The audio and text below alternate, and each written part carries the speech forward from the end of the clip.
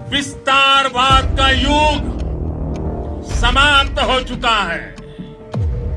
ये युग विकासवाद का है। Troubles began as early as 2013 when China expanded its Belt and Road Initiative. Massive construction projects in Pakistan, Sri Lanka, Bangladesh, and the Maldives caused unease in Delhi. If you ask me, is our relationship normal today? My answer to you is no, it is not. China is clearly becoming a much stronger military power. India has also stepped up its participation in the Quad, which is a group of 4 countries, including the US, Australia, and Japan.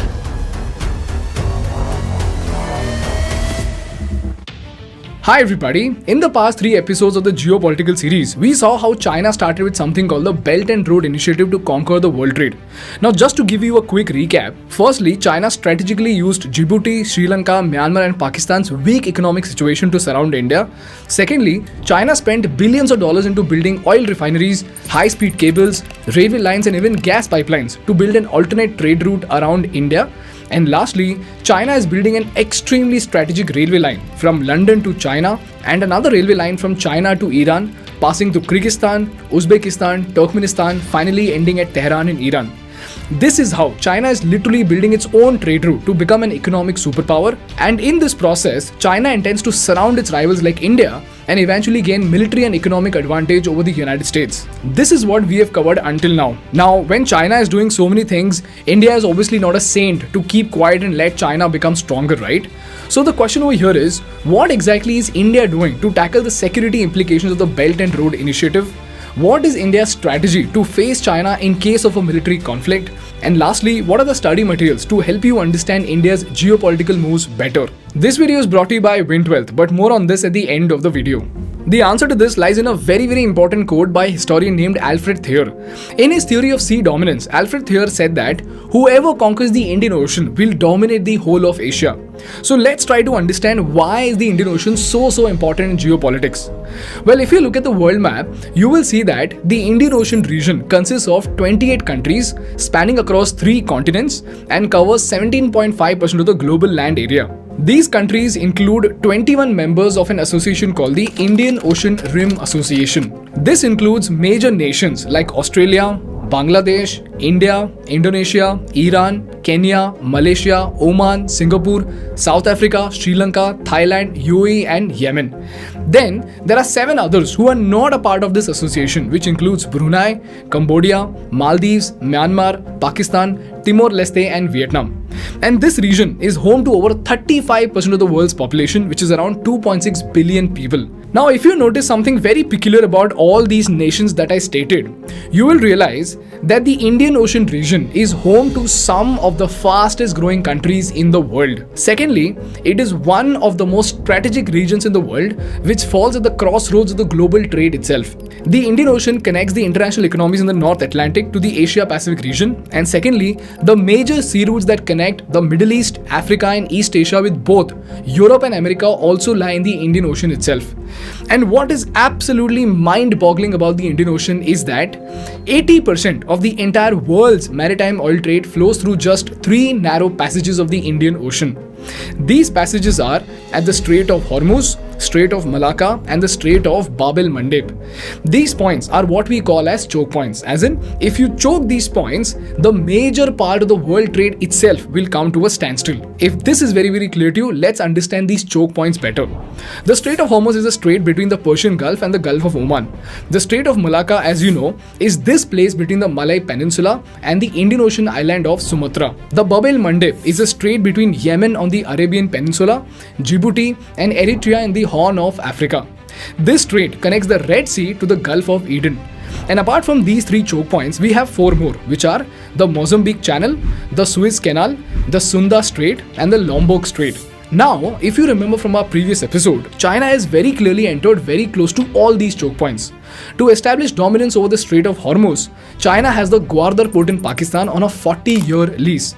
and it also has its infrastructure and railway lines to Iran. To establish dominance over the Strait of Bab el-Mandeb and the Suez Canal, China has debt-trapped Djibouti to build its naval base. And then, to capitalize on the Strait of Malacca, Sunda Strait and the Lombok Strait, China has made strategic alliance with Indonesia to build its infrastructure projects. And if you go through the details of the Chinese relations very closely, you will see that China has already established very close relations with the Mozambique government and has established control over a port called the Dar es Salaam port in Tanzania. So in short, the world trade can be stopped within a jiffy if you have control over these choke points in the Indian Ocean. And at the same time, if you do not have control over these points, your enemy can block your trade in no time. And quite evidently, China has slowly extended its dominance over all these choke points. This is the reason why the Indian Ocean is an extremely crucial region with respect to maritime trade and more importantly for India because of China. But the story does not end here. Apart from maritime trade routes, the Indian Ocean contains some of the most precious resources in the world. In fact, a large portion of the resources of the Indian Ocean is yet to be explored. And it is said that 16.8% of the entire world's reserves and 27.9% of natural gas reserves are in the Indian Ocean itself. And this is where the Indo-China conflict comes in. The string of pearls theory, very simply, is that China is trying to encircle India with a number of naval bases in surrounding countries in such a way that it's like a string of pearls around your neck, which the Chinese can then tighten to choke you and choke your neck. There is a Cold War that is created between India and China. The string of pearls theory has been discussed for more than a decade, and the Ukraine crisis has renewed interest in the subject. My answer to that has always been, even if they're trying to do it, which is debatable, I would say that India has a fairly robust neck and that is not so easily strangled.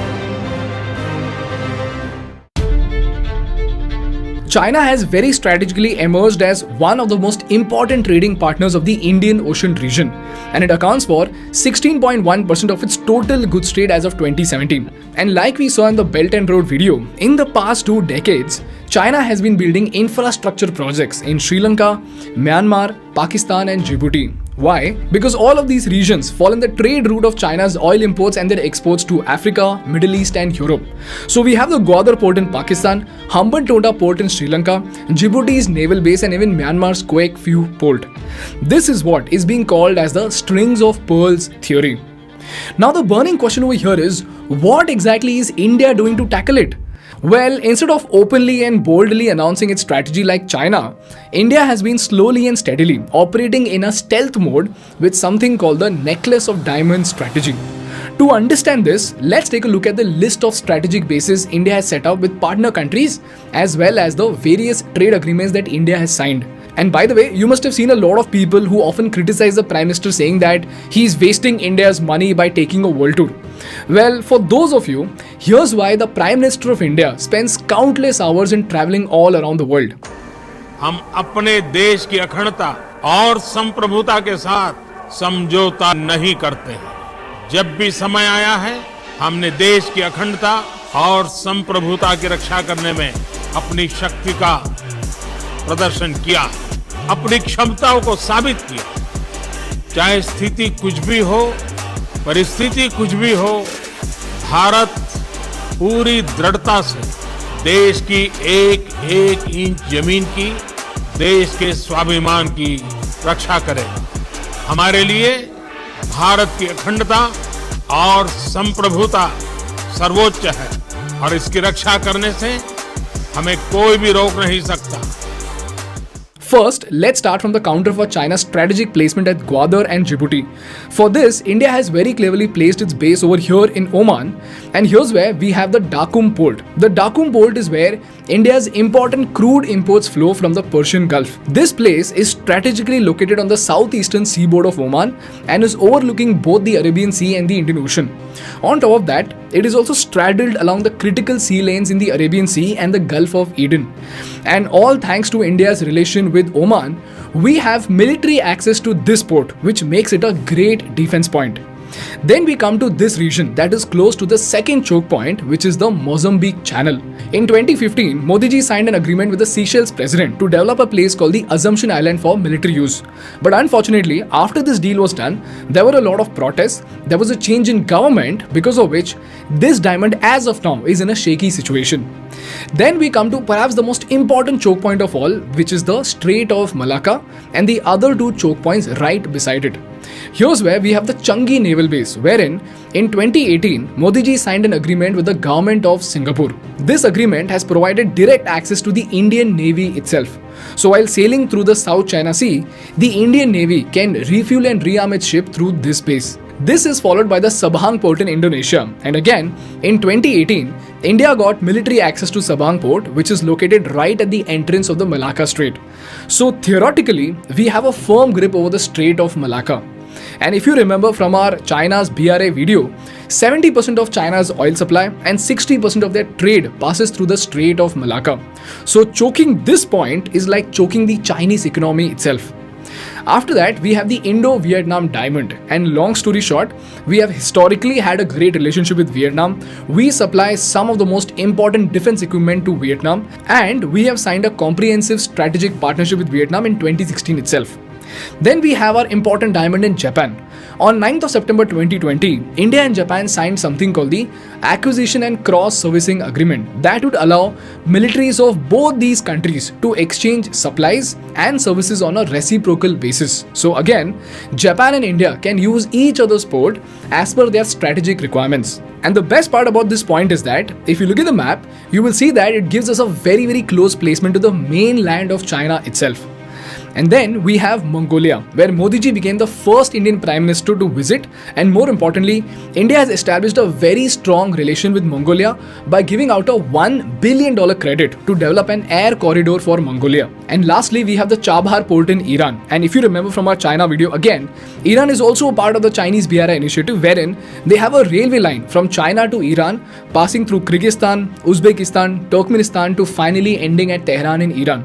So here's where India very cleverly understood the importance of Iran. So in 2015 itself, when Iran was facing crippling economic sanctions and diplomatic isolation, India agreed to develop a deep water port in Chabahar on the Gulf of Oman. And as a part of this deal, Modi ji visited Iran and signed the agreement worth $500 million to develop this port and related infrastructure. And if you see, it's not just strategic with respect to China's infra in Iran, but also very close to the Gwadar port in Pakistan. Now, if you connect all these points together on the world map, you will see that it's literally a necklace around China, and more importantly, they are strategically located points that can be used to counter the Chinese in case of any military conflict. Now, although the relations with all these countries is not as ideal as we would like, it is a very significant step to make sure that the dragon is not left completely loose. This is what India is doing to make sure that we are protected from the notorious Chinese moves. And this brings me to the most important part of the episode, and that are the study materials to help you understand India's geopolitical relations and strategy better. Before we move on, I want to thank our partners Vint Wealth for supporting our content. For full disclosure, Think School is also an investor in Vint Wealth. Vint Wealth is a wonderful platform by which you can invest in bonds of NBFCs with strong backers and earn 9 to 11% interest. Now, most of you might be investing in the stock market as a long-term investor. But if you want to make steady returns for a short-term goal, that's where Vint assets can come in very handy. The investment process is super simple. You can see the asset page over here that has detailed information about the asset. On the right hand side, you can see a table by which you can determine how many units of the bond you want to buy. And finally, the payment process is also super easy. You can pay via UPI, net banking, or the Vint Wealth fund itself. And that's it, you are done. By investing in Vint Wealth, you can earn returns that are higher than FD and at the same time not as volatile as stocks. Always remember, you must also check out the risks explained on their website before deciding on your investment. Vint Wealth is backed by Zerodha's Rain Matter, Kunal Shah, the CEO of Cred, and many more reputed investors. And you can check them out from the special link in the description. Moving on, the first document I am attaching comes from the International Relations and Strategic Studies Institute. This document explains the importance of the Indian Ocean, and this document will give you a very clear understanding as to why is Indian Ocean so important for the global economy. Secondly, I am attaching a document on the Belt and Road Initiative of China, which will give you a deeper understanding of what exactly is China trying to do. And for this, you can even check out our previous video. And lastly, I am attaching this super important Quad Summit fact sheet, which will teach you about the important relationship that we are forming with the US, Australia, and Japan. Read through this document very carefully because it will give you a very deep understanding about how India and other nations actually collaborate together to actually tackle their common threats and to capitalize on their opportunity. So as citizens of India, using these documents, you will very easily be able to understand the international relations strategy of India to counter China and other threats. That's all from my side for today, guys. If you learned something valuable, please make sure to hit the like button in order to make YouTube Baba happy. And for more such insightful business and political case studies, please subscribe to our channel. Thank you so much for watching. I will see you in the next one. Bye bye.